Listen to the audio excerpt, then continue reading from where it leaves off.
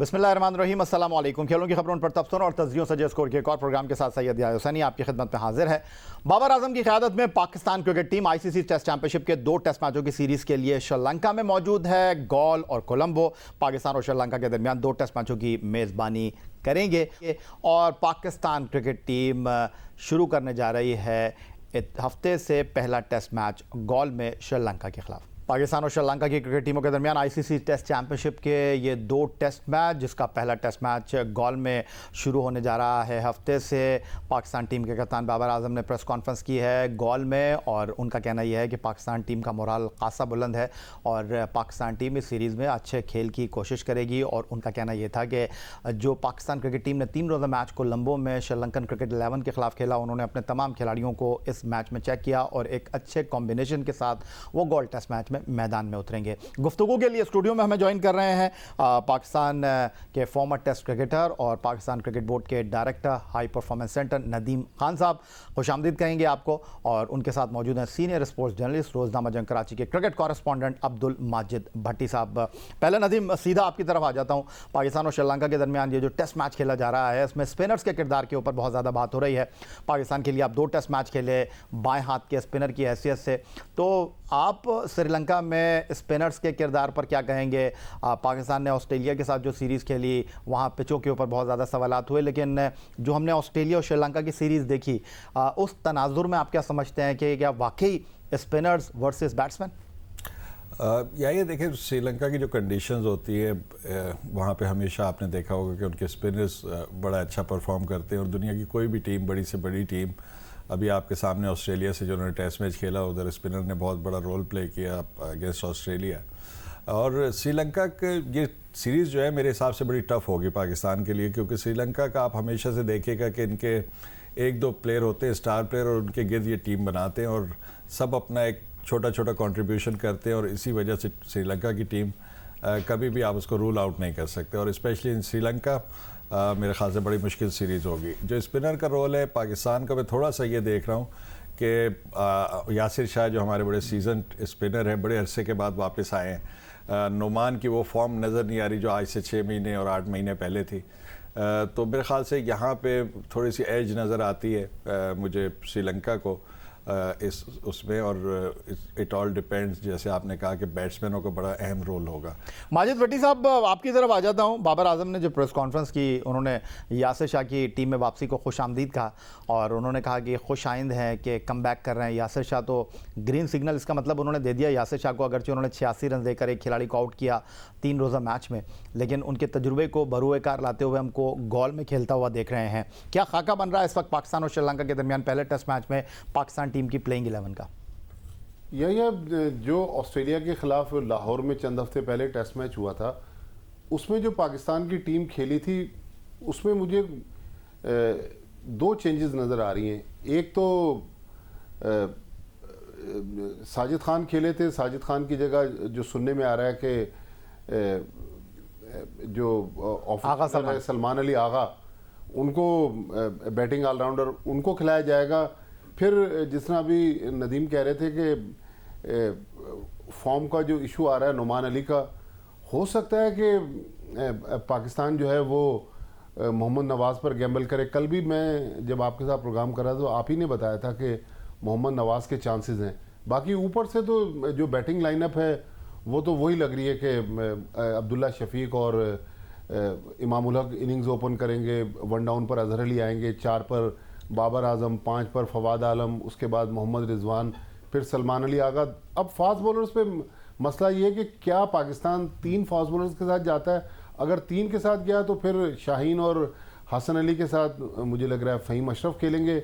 अगर 2 फास्ट बॉलरों के साथ गया तो शाहीन और हसन अली के साथ, जिस तरह मैंने कहा कि यासिर शाह और मोहम्मद नवाज़ और सलमान अली आगा, ये कुछ कॉम्बिनेशन नज़र आ रहा है। लेकिन श्रीलंका का, जिस तरह अभी नदीम कह रहे थे कि वो जो उनका स्पिनर्स का उनको एज है ना, देखें ये जो प्रभात जयसूर्या जिसने डेब्यू किया ऑस्ट्रेलिया के खिलाफ, अपने डेब्यू में 12 आउट किए और मैंने उनको जितना नोट किया, एक तो उनकी हाइट ज़्यादा है, फिर वो गेंद को ज़्यादा जोर नहीं लगाते, वो ला के आराम से फेंक देते हैं और उनका गेंद खुद ब खुद ब्रेक कर रहा होता है। और इन कंडीशंस में क्योंकि उन्होंने बहुत क्रिकेट खेली हुई है, तो मेरे ख्याल में असल जो इम्तहान होगा वो पाकिस्तान की बैटिंग वर्सेस श्रीलंका की स्पिन बॉलिंग। बिल्कुल कोई शक नहीं है इसमें, लेकिन नदीम आप जब टेस्ट मैच खेलने के लिए उतरते हैं तो टेस्ट मैच में ट्राई एंड टेस्टेड प्लेयर्स को आप ट्राई करते हैं, कोई शक नहीं है जो फॉर्म में होगा आप उसी के साथ जाएंगे। लेकिन साजिद को हम पाकिस्तान में छोड़कर चले गए और अब जिस तरह आपने कहा कि वो टच नज़र नहीं आया नुमान का और उनके ऊपर जो है वो फोकियत मिल सकती है नवाज़ को, तो पिछले 10 टेस्ट मैच अगर हम देखें तो साजिद और नुमान के कॉम्बिनेशन के साथ हम खेले, तो आपको नहीं लगता कि श्रीलंका का स्पिन अटैक, श्रीलंका के जो पिचेस के ऊपर ब्रेक होता हुआ बॉल है, वहाँ पर हम एक नए कॉम्बिनेशन के साथ जाएंगे, तो आप इसको किस तरह देख रहे हैं? देखिए मेरे ख्याल से बिल्कुल नया कॉम्बिनेशन तो नहीं होगा। देखिए नुमान अभी टीम में मौजूद है सिवाय साजिद के, और यासिर शाह ने, अगर यासिर आ जाते हैं उनकी भी टीम में वापसी हो रही है। अगर आप नवाज़ की बात करते हैं, उनको नुमान के ऊपर आप तरजीह देते हैं, उनकी 4 साल के बाद टेस्ट टीम में वापसी होगी, वो तो टेस्ट टीम में ही नहीं थे।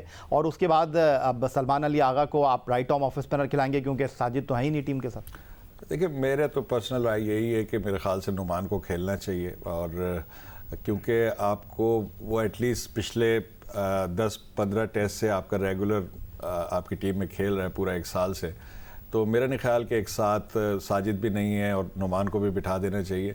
दूसरी बात यह है कि मैं ये समझता हूँ कि टेस्ट मैच में आपको जेन्युइन बॉलर्स खिलाने चाहिए। नवाज़ गो के बहुत अच्छे स्पिनर हैं, साथ में बैटिंग भी कर लेते हैं, लेकिन उनकी जिम्मेदारी हमेशा जो है वो कहना चाहिए बढ़ जाती है, क्योंकि ऑलराउंडर्स के पास वो जिम्मेदारी नहीं होती जो एक जेन्युइन बॉलर के पास होती। तो मेरे ख्याल से इनको जेन्युइन बॉलर के साथ जाना चाहिए, नुमान को खेलना चाहिए और साथ में यासिर शाह को खेलना चाहिए। एट द सेम टाइम मैं समझता हूँ कि फास्ट बॉलिंग में भी शाहीन और नसीम और इन दोनों को ज़रूर खेलना चाहिए, क्योंकि हसन अली की भी उस तरह की फॉर्म नहीं है जिस तरह की थी। तो ये 3 बॉलर और 2 ये स्पिनर, मेरे ख्याल से 5 के साथ जाना चाहिए इनको, और जेन्युइन बॉलर के साथ ही आप टेस्ट मैचेस जीत सकते हैं। तो मेरे ख्याल से जैसे आपने भी कहा कि ऑलराउंडर्स के मुकाबले में ये एक्सपीरियंस जो हमारे बॉलर हैं इनके साथ जाना चाहिए। अच्छा खान साहब, बहुत ज़्यादा साजिद खान की बात पिछले दिनों हुई, आप चूँकि डायरेक्टर हाई परफॉर्मेंस भी हैं, तो साजिद खान के बारे में लोग जानना चाह रहे हैं कि क्या उनके कुछ एक्शन में मसला है। कुछ लोग ये भी कहते हैं कि शायद एक्शन रिपोर्ट हो सकता था, इसलिए उनके बॉलिंग एक्शन पे काम किया जा रहा है। तो 7 टेस्ट मैच खेलने के बाद ऐसा क्या हुआ कि उसको फिर एकदम से हाई परफॉर्मेंस सेंटर आप ले गए? देखिए असल में उनके कोई इलीगल एक्शन नहीं था, ना रिपोर्ट होने का चांस था। जो टेक्निकली उनके एक्शन में जो उनका फ्रंट आर्म है वो सही से इस्तेमाल नहीं होता था। अगर जब वो इस्तेमाल होगा तो डेफिनेटली उनकी बॉल में और थोड़ी सी जान बढ़ेगी।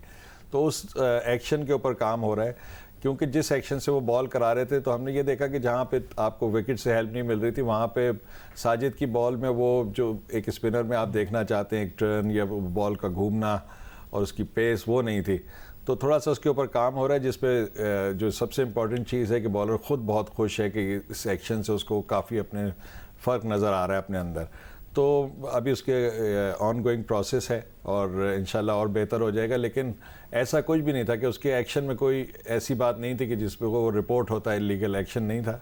सिर्फ उसके टेक्निकल जो है वो उसमें चेंजेस लाई जा रही हैं उसके एक्शन। ठीक हो गया। नदीम खान साहब और अब्दुल माजिद भट्टी साहब हमारे साथ स्टूडियो में मौजूद हैं। पाकिस्तान का दौरा श्रीलंका और पाकिस्तान क्रिकेट बोर्ड के काम करने के तरीक़ेकार पर आज के इस प्रोग्राम में हम गुफ्तगू कर रहे हैं। मिलते हैं एक ब्रेक के बाद।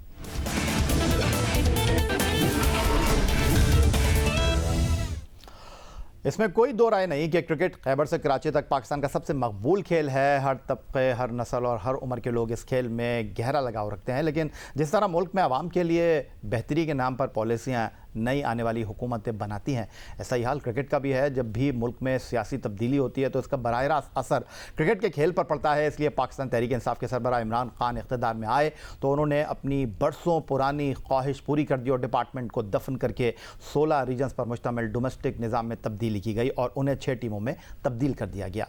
नए निज़ाम ने जहां कई क्रिकेटर्स और इस खेल से वाबस्ता अफराद को बेरोज़गार किया, वहीं क्लब क्रिकेट ने ना होने क्लब क्रिकेट के लिए नई शराइत, नेशनल क्रिकेट अकेडमी को नेशनल हाई परफॉर्मेंस सेंटर बनाना, कोचिज़ की तैनाती और कई नए काम किए गए। नेशनल हाई परफॉर्मेंस सेंटर में कोचिज़ की तैनाती हुई तो कुछ अरसे में ग्रांड ब्रैडबर्न, अतीक उज़्ज़मा और मोहम्मद जाहिद NHPC से अपना ताल्लुक़ ख़त्म कर गए।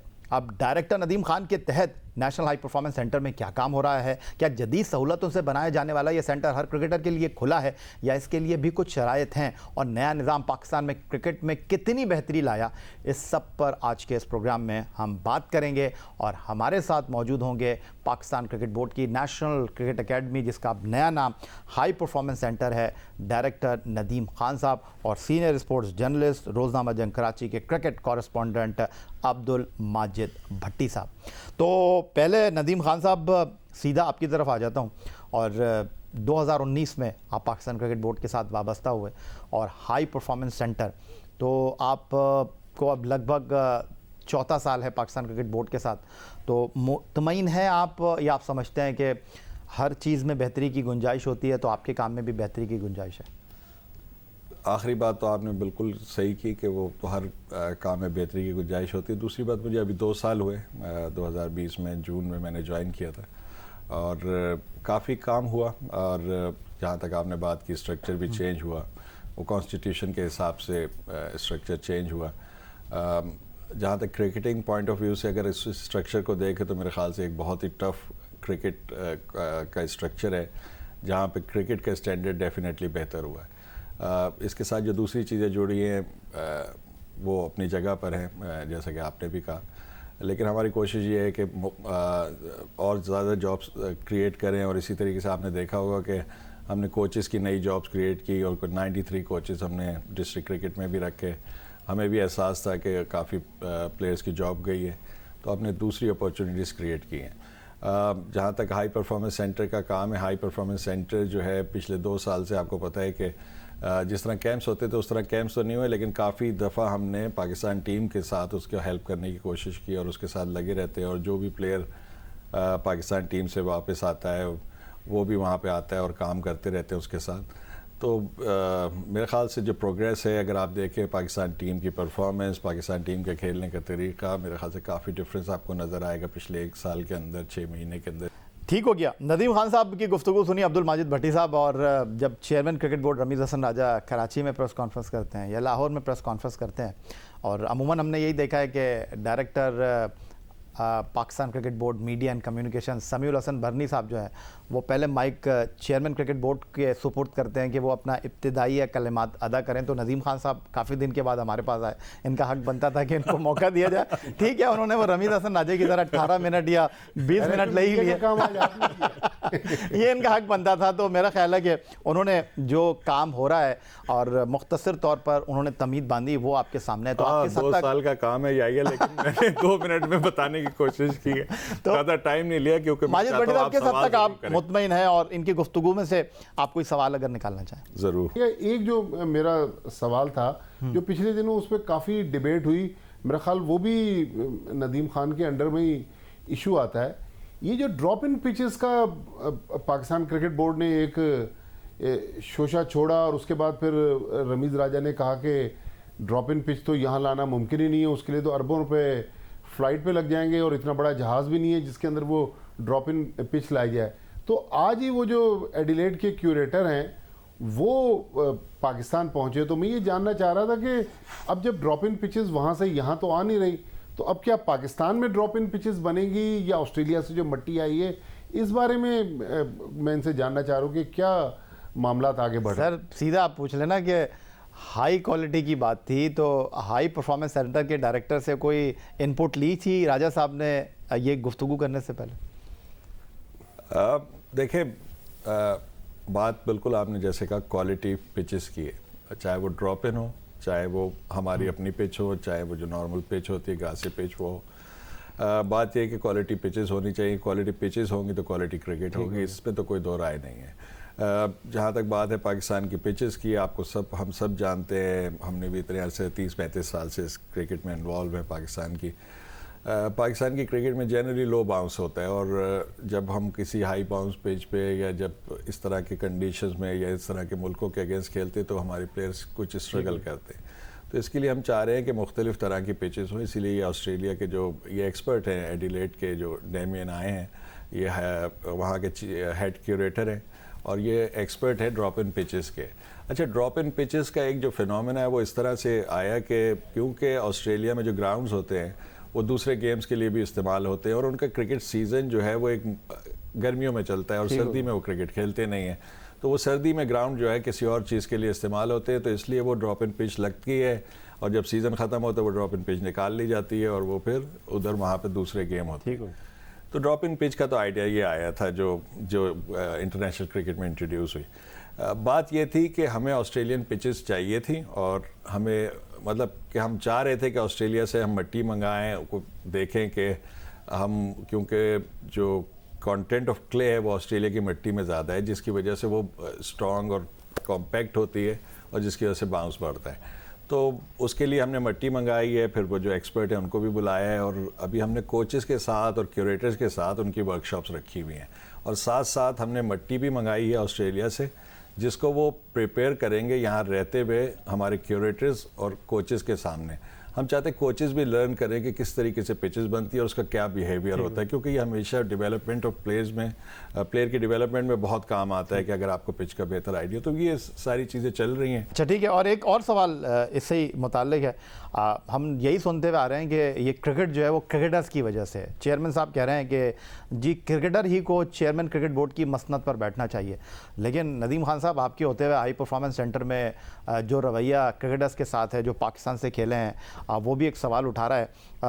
अहमद शहजाद के हवाले से हमने सुना कि उनके बारे में एक आ गया कि आपने एक क्राइटेरिया रखा है कि जो प्लेयर पाकिस्तान से 2 साल के अंदर खेला है वो आकर एकेडमी में प्रैक्टिस कर सकता है, लेकिन अहमद शहजाद को शायद मेरा ख्याल है 3 साल हो गए 2019 से, तो उनको क्या इजाज़त लेनी पड़ती है या वो नहीं आ सकते एकेडमी में, क्योंकि मोस्ट ऑफ द टाइम तो आपके मुख्तलिफ कैंप्स लगे हुए होते हैं या कोई आपकी नेशनल टीम प्रैक्टिस कर रही होती है, तो फिर अहमद शहजाद क्या करें, कहाँ जाके सीखें? देखिए जी, ये बात बिल्कुल सच है जो आप कह रहे हैं। जिस दिन से मैं आया हूँ मैंने एक उसकी SOP बनाई है, और ये बात बिल्कुल दुरुस्त है कि 2 साल के अंदर जो लोग खेले हैं हम सिर्फ उनको अब हाई परफॉर्मेंस सेंटर में लाते हैं। इन बिटवीन एक दिन बाबर के भाई आ गए थे, उसका बहुत बड़ा इशू बना, और जिसकी मैं माजरत, उस दिन आप थे नहीं क्या? नहीं, मैं था नहीं, सही बात है, लेकिन मैं उसकी माजरत फिर भी करूँगा क्योंकि मैं उसका इंचार्ज हूँ, तो उसकी मैं माजरत करता हूँ। लेकिन उसके अलावा आपको कोई इंसिडेंट इस 2 साल के दरमियान, कोई इंसिडेंट अगर कोई कोर्ट कर सकता है ज़रूर करे। नहीं तो फिर आपने क्या किसको सजा दी? आपने वो गेट वाले को बाहर किया या कैसे? आपने बोला छोड़ो यार, आपने इस बात का खुलासा तो किया कि बाबर के भाई प्रैक्टिस करने आ गए। देखिए बात ये होती है कि 1 स्ट्राइक 2 स्ट्राइक और 3 स्ट्राइक, मैं इस तरीके से मैनेजमेंट करता हूँ। मैं पहली गलती पे कभी किसी को निकालता नहीं हूँ, तनबीह करता हूँ, और अगर ये दोबारा गलती होगी तो फिर लेटर, और तीसरी गलती पे बहुत मुश्किल बड़ा वाला लेटर मिल जाता है। तो वो अभी उसका मौका नहीं आए, एक जाहिर बात है। बाबर तो वैसे सरजनिश किसकी की आपने? जो वहाँ पे GM ऑपरेशन है उनको भी बुलाया। सर उन्होंने हाथ खड़े कर दिया होगा, सर मैं कप्तान के भाई को कैसे रोकूं? नहीं देखें तो रोकना तो है ना, जो SOPs है, चाहे कप्तान का भाई हो, जब अगर अहमद शहजाद को इजाज़त नहीं मिल रही तो कप्तान का भाई तो अभी फर्स्ट क्लास भी नहीं खेला है, तो उसके लिए तो उसको रोकना है। बहुत शुक्रिया आपका नदीम खान साहब, director high performance centre Pakistan के फॉर्मर टेस्ट स्पिनर। बहुत शुक्रिया आपका रोज़ा जंग कराची के cricket correspondent senior sports journalist Abdul Majid Bhatti साहब। यही था जनाब आज का हमारा प्रोग्राम। ट्विटर पर आप हमें फॉलो कर सकते हैं, फेसबुक पर हमारा पेज score.geo news, जहाँ जाकर आप इस प्रोग्राम के क्लिप्स एक बार फिर देख सकते हैं, और आप हम ईमेल कर सकते हैं, अपनी राय से आगाह कर सकते हैं score@geo.tv पर। इस दुआ, इस उम्मीद, इस तवक्को के साथ कि पाकिस्तान में खेल और खिलाड़ी तरक्की करते हैं, सैयद याद हुसैनी को स्कोर की पूरी टीम के साथ अगले प्रोग्राम तक के लिए इजाज़त दीजिए। अल्लाह हाफ़िज़।